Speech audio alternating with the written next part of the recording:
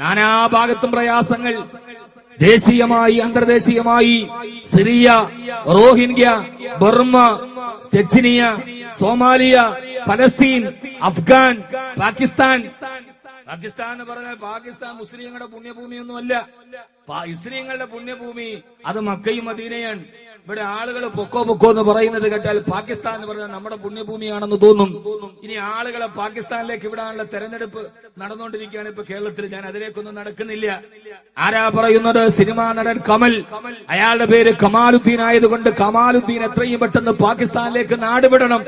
എന്റെ പ്രിയപ്പെട്ട സഹോദരങ്ങളെ, പറഞ്ഞ കൂപ മണ്ഡൂപത്തിനോട് ഞാൻ പറയാം, കുറെ നാളായിട്ട് നിങ്ങൾ പാകിസ്ഥാൻ പറയല്ലേ, ഇനിയൊന്ന് മാറ്റിപ്പിടിക്ക്. സൗദി അറേബ്യയോ UAEയോ മസ്കറ്റോ കുവൈറ്റോ അങ്ങനെ ധാരാളം എത്രയോ മുസ്ലിം രാഷ്ട്രമുണ്ട്, അങ്ങോട്ടൊന്ന് പോകാൻ പറ. ഇവിടെ കുറെ നാളായിട്ട് പാകിസ്ഥാൻ. പാകിസ്ഥാൻ എന്താ നമ്മുടെ പുണ്യഭൂമിയാ? അതോ ലാഹോർ നഗരമാണോ നമ്മുടെ മക്ക? ഇവിടെ കേരളത്തിൽ ഇപ്പോൾ കമാലുദ്ദീൻ, അദ്ദേഹം ഒരു സിനിമാ സംവിധായകനാണ്. അദ്ദേഹത്തിന്റെ ഇസ്ലാമോ അദ്ദേഹത്തിന്റെ മുസ്ലിമത്വ മാനദണ്ഡമാക്കിയിട്ടല്ല ഞാൻ ഈ പറയുന്നത്. അദ്ദേഹത്തിന്റെ നിലപാടുകളോടുള്ള യോജിപ്പുകളുമല്ല. ദേശീയ ഗാനം പാടുമ്പോ എഴുന്നേറ്റ് നിൽക്കുന്നവൻ രാജ്യസ്നേഹിയും ഇരിക്കുന്നവൻ രാജ്യദ്രോഹിയുമായി മാറുന്ന ആധുനിക കാലഘട്ടത്തിന്റെ രാജ്യസ്നേഹത്തിന്റെ കപടമുഖങ്ങളുടെ ഇടയിൽ രാജ്യസ്നേഹിയാകണമെങ്കിൽ നെഞ്ചിലൊരു പ്ലക്കാർഡ് കെട്ടിത്തൂക്കിയിട്ട് ഞാൻ 100% ISI മുദ്രയുള്ള രാജ്യസ്നേഹിയാണെന്ന് എഴുതിക്കൊണ്ട് നടക്കേണ്ട ഓരോ മണിക്കൂർ ഇടവിട്ട് ഈ കേരളത്തിലെ ഇന്ത്യയിലെ മുസ്ലിമീങ്ങൾ രാജ്യസ്നേഹികളാണ് എന്ന് 1000 വട്ടം ആവർത്തിച്ചു പറയേണ്ട ഒരു ഗതികേടിന്റെ ഉള്ളിൽ പാകിസ്ഥാനിലേക്ക് പോകാൻ വേണ്ടി പറയുമ്പോ ആരോടാണ് നിങ്ങൾ ഈ പറയുന്നത്? കുനിച്ചു നിർത്തിയിട്ട് കൂമ്പിന് ഇടികിട്ടിയപ്പോ സായിപ്പിന്റെ ചെരുപ്പ് നക്കിക്കൊടുത്ത ദാസന്മാരുടെ പിന്നണി ആളുകളാണ്. ആ പിന്നണി ആളുകളാണ് സാമ്രാജ്യത്തിന്റെ ദാസന്മാരായി എന്നെ ജയിലിൽ നിന്ന് മോചിപ്പിച്ചാൽ സാമ്രാജ്യത്വത്തിന് ഞാൻ ദാസ്യവേല ചെയ്യാമെന്ന് പറഞ്ഞ കുനിച്ചു നിർത്തിയിട്ട് കൂമ്പിന് മുട്ടുകാലുകൊണ്ട് ഇടികൊടുത്തപ്പോ സായിപ്പിന്റെ ചെരുപ്പ് നക്കിക്കൊടുത്ത പൂർവികന്മാരുടെ ആളുകളാണ് ഇന്ന് ഇവിടെ നിന്നിട്ട് പാകിസ്ഥാനിലേക്ക് പോകാൻ പറയുന്നത്. ആരോടാ പറയുന്നത്? എന്റെ കരളിന്റെ കഷണമായ എന്റെ ചങ്കില ചോരയായ ഹബീബായ നബി മുഹമ്മദ് മുസ്തഫ സല്ലല്ലാഹു അലൈഹി വസല്ലം അന്തിയുറങ്ങുന്ന മദീന റൗളടങ്ങുന്ന സൗദി അറേബ്യ എന്ന് പറയുന്ന രാജ്യം എന്റെ ഭാരത രാജ്യത്തിനെതിരെ യുദ്ധം ചെയ്യാൻ വേണ്ടി വന്നാൽ ആ സമയത്ത് സൗദി അറേബ്യയുടെ എന്റെ പ്രവാചകന്റെ നഗരത്തിൽ നിന്ന് വരുന്ന പട്ടാളത്തിനെതിരെ നെഞ്ച് തിരിച്ചു കൊടുത്തിട്ട് ഞാൻ എന്റെ ഭാരതാംബയ്ക്ക് വേണ്ടി പോരാടുമെന്ന് പറഞ്ഞ സയ്യിദ് അബ്ദുറഹ്മാൻ ബാഫക്കി തങ്ങളുടെ പിന്നണി ആളുകളെ ഈ ഇന്ത്യ രാജ്യത്തിൽ നിന്ന് പാകിസ്ഥാനിലേക്ക് കടത്താൻ വരുന്നവരാരാ? എന്നെ ഒന്ന് ഇവിടെ നിന്ന് പുറത്തുവിട്ടാൽ സാമ്രാജ്യത്തിന് ദാസ്യവേല ചെയ്യാമെന്ന് എഴുതി കൊടുത്ത ഏറാൻ മൂളികളെ പോലെ സ്വാതന്ത്ര്യ സമരത്തിന്റെ ചരിത്രത്തിൽ ഒരു ചിന്ത് ചോര പോലും ചൊല്ലിയതിന്റെ ചരിത്രം പറയാൻ കഴിയാത്ത ആളുകളാണ് പാകിസ്ഥാനിലേക്ക് പറഞ്ഞുവിടാൻ കഴിയുന്നത്. അവരോടാണ് ഞാൻ പറയുന്നത്, മിസ്റ്റർ, അയാളുടെ പേര് ഞാൻ പറഞ്ഞിട്ട് ഈ സദസ്സിന് ഞാൻ അലങ്കോലമാക്കുന്നില്ല, ഇതിന്റെ പവിത്രത ഞാൻ പറയുന്നില്ല. മിസ്റ്റർ, നിങ്ങൾ ആരോടാണ് പറയുന്നതെന്നറിയോ? ഇന്ത്യ രാജ്യത്ത് ജനിച്ചവരാണെങ്കിൽ ഇന്ത്യയിലും മരിക്കാൻ തീരുമാനിച്ചവരാണ് ഞങ്ങൾ, വേറെ രാജ്യത്തല്ല. എന്റെ കബറടക്കപ്പെടുന്നതുമെങ്കിൽ അതെന്റെ ഭാരതത്തിന്റെ വിരിമാറിലാകണമെന്ന് എന്റെ പ്രിയപ്പെട്ട നേതാക്കൾ ബ്രിട്ടീഷുകാരനോട് യുദ്ധത്തിനിറങ്ങിത്തിരിക്കുമ്പോ വെള്ളത്തുണി പൊതിഞ്ഞിട്ട് തലയിൽ വെച്ചിട്ടിറങ്ങുമ്പോ ഭാര്യ ചോദിച്ചു, എവിടേക്കാണ് ഈ വെള്ളത്തുണിയുമായി?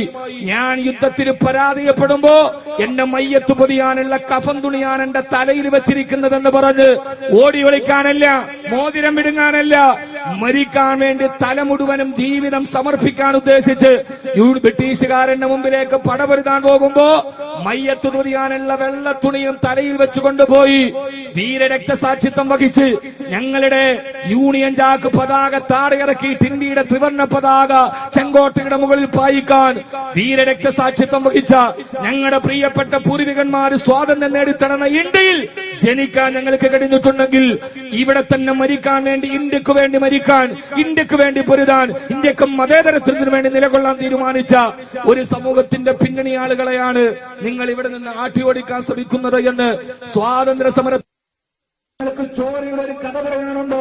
ബ്രിട്ടീഷുകാരന്റെ സാമ്രാജ്യത്വത്തിന് ദാസ്യവേല ചെയ്തു കൊടുത്തതിന്റെ പാരിതോഷികമായി കിട്ടിയ ആനുകൂല്യങ്ങളും അനുഭവിച്ചുകൊണ്ട് ഈ സമൂഹത്തിന്റെ വാദത്തിന്റെ മണ്ണിൽ സ്വാതന്ത്ര്യ സമരത്തിന് വേണ്ടി രക്തമൊലിപ്പിച്ചൊരു സമുദായത്തോട് കണക്ക് പഠിപ്പിക്കണ്ട.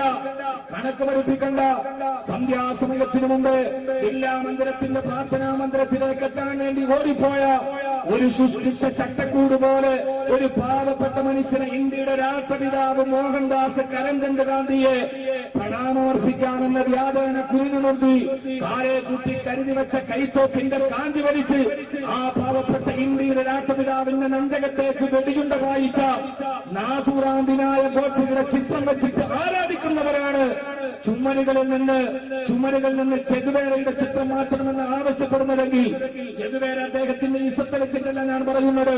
ആരാ ചെഗുവേര എന്നറിയോ? സാമ്രാജ്യത്തിനെ പൊരുതിയ പോരാളി. പിടിച്ചുകൊണ്ടുപോയി വെടിവെക്കാൻ വേണ്ടി സാമ്രാജ്യത്തിന്റെ ദാസന്മാർ ഓടവിട്ടപ്പോ ചെഗുവേരയുടെ കണ്ണിലേക്ക് നോക്കിയിട്ട് കാഞ്ചി വലിക്കാൻ കഴിയാറ് പോരാളിയുടെ കണ്ണിൽ നിന്ന് പാഞ്ഞു വരുന്ന തീഷ്ണമായ നോട്ടത്തെ നേരിടാൻ കഴിയാറ് വെടിവെക്കാൻ വേണ്ടി പോയ പട്ടാളക്കാരന്റെ കൈവിരലുകൾ കാഞ്ചിയിലിരുന്ന് വിറച്ചപ്പോ അയാളുടെ കണ്ണുകളിലേക്ക് നോക്കി വെടിവെക്കാൻ ആണത്തമുള്ള ഒരു ആൺകുട്ടിയില്ലാതെ പുറകോട്ട് തിരിഞ്ഞു നിന്നിട്ടും നെഞ്ചിലേക്ക് വെടിവെച്ച ചെഗുവേര എന്ന സാമ്രാജ്യത്വ വിരുദ്ധ പോരാളി. ആ പോരാളിയുടെ ചിത്രം ഇവിടെ കലാപമുണ്ടാക്കുമെന്ന് പറയുന്നവരാരാ? രാഷ്ട്രപിതാവിന്റെ നെഞ്ചിലേക്ക് നിറയൊടിച്ചവന്റെ ചിത്രം വെച്ച് നാടികക്ക് 40 വട്ടം പൂജിക്കുന്നവർക്ക് എങ്ങനെയാണ് ചെഗുവേരയുടെ ചിത്രം മാറ്റാൻ വേണ്ടി പറയാൻ അധികാരമുള്ളത്? ഞാൻ അദ്ദേഹത്തിന്റെ ഇസത്തോടെ രാഷ്ട്രീയമൊന്നും എനിക്ക് പ്രശ്നമല്ല. എന്നെ സംബന്ധിച്ചോളം എനിക്കൊരു നിലപാടുണ്ട്. ആ നിലപാട് എവിടെയും രാഷ്ട്രീയ കേരളമാകട്ടെ, സാമൂഹ്യ കേരളമാകട്ടെ, സാംസ്കാരിക കേരളമാകട്ടെ, അവിടെ പറയാനുള്ള ആർജവമുള്ള ഒരു പ്രഭാഷകനാണ് ഞാൻ. കഫൻ തുണിയും ഭരണവും പറഞ്ഞിട്ട് പൈസ പിരിച്ചിട്ട് പള്ളി ഉണ്ടാക്കുന്ന ഒരു മുനിയാർ മാത്രമല്ല ഞാൻ. എന്നെ സംബന്ധിച്ചോളം എനിക്ക് പറയേണ്ട നിലപാടുകൾ അതാരുടെ മുമ്പിൽ ഞാൻ പറയും.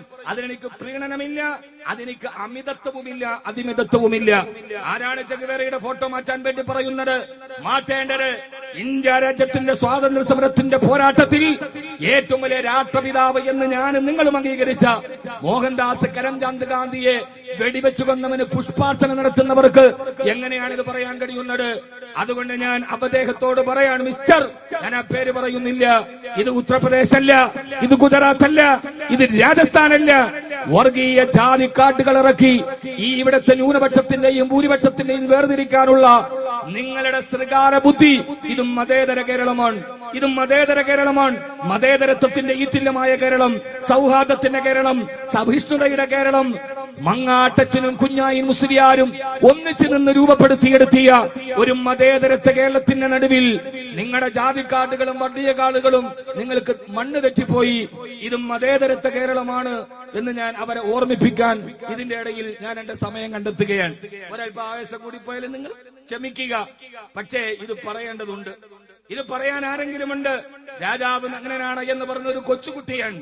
ആ കൊച്ചുകുട്ടിയുടെ ആർജവമെങ്കിലും നമ്മുടെ മലയാള മണ്ണിന്റെ ഹിന്ദുവും മുസൽമാനും ഒന്നിച്ച് ജീവിച്ച, ഒരേ മനസ്സോടെ ജീവിച്ച, ഒരേ ആർജവത്തോടെ ജീവിച്ച, ഒന്നിച്ചു നടന്ന ഈ മതേതരത്വ കേരളത്തെയും ഒരു നോർത്ത് ഇന്ത്യയാക്കാൻ ശ്രമിക്കുന്ന ഈ കാപാലികരെ, ഈ വർഗീയ നപുംസകങ്ങളെ തിരിച്ചറിയാൻ മതേതരത്വ കേരളത്തിന്റെ പ്രബുദ്ധതയുള്ള, ജാതിക്കും മതത്തിനും വർണ്ണത്തിനും ഭാഷക്കും ദേശത്തിനും അപ്പുറം മനുഷ്യനാണ് വലുത്, മനുഷ്യത്വമാണ് വലുത്, ജാതിയല്ല മതമല്ല എന്ന് ചിന്തിക്കാൻ കഴിയുന്ന മതേതര കേരളത്തോട് ഞാൻ എന്റെ ഈ പ്രഭാഷണത്തിൽ ആവശ്യപ്പെടുകയാണ്. അല്ലാഹു സുബ്ഹാനഹു വ തആല നമ്മുടെ മതേതരത്തെ നിലനിർത്താൻ അല്ലാഹു തൗഫീഖ് നൽകി അനുഗ്രഹിക്കുമാറാകട്ടെ. ആ ഒരു ചിന്താഗതി നമ്മുടെ മനസ്സിലുണ്ടാവണം.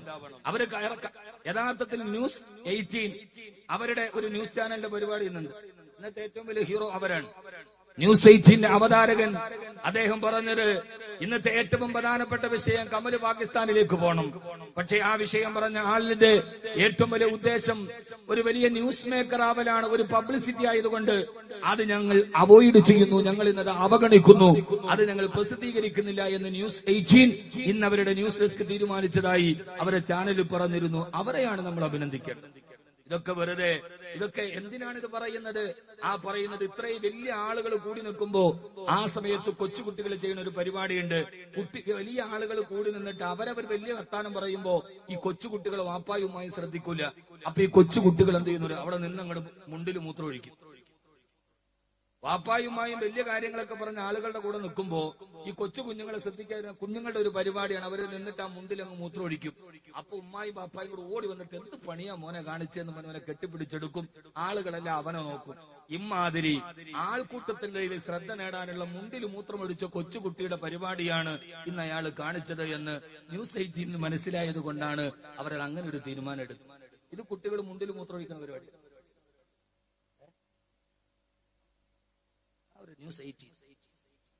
ന്യൂസ് 18 എന്ന് പറഞ്ഞ പുതിയൊരു ചാനൽ. അതിന്റെ ന്യൂസ് ഡെസ്ക് എനിക്ക് വളരെയേറെ ഇഷ്ടപ്പെട്ട ചാനൽ രംഗത്തിന് വളരെയേറെ ഇഷ്ടപ്പെട്ട ഒരു പരിപാടി. ഇന്ന് അങ്ങോട്ട് വന്നപ്പോ കണ്ടുകൊണ്ടിരിക്കുകയാണ്. അവർ പറഞ്ഞു ഇതൊരു പബ്ലിസിറ്റി ആയതുകൊണ്ട് ഞങ്ങൾ ആ പബ്ലിസിറ്റി ആണ് എന്നറിഞ്ഞതുകൊണ്ട് അതിനെ ഞങ്ങൾ അവഗണിക്കും. ഇങ്ങനെയുള്ള നല്ല ദിശാബോധവും ചിന്താബോധവുമുള്ള ചില ചർച്ചകളും ചില ചിന്തകളുമാണ് നമുക്ക് ആവശ്യമെന്ന് ഓർമ്മിപ്പിച്ചു കൊള്ളട്ടെ. അതുകൊണ്ട്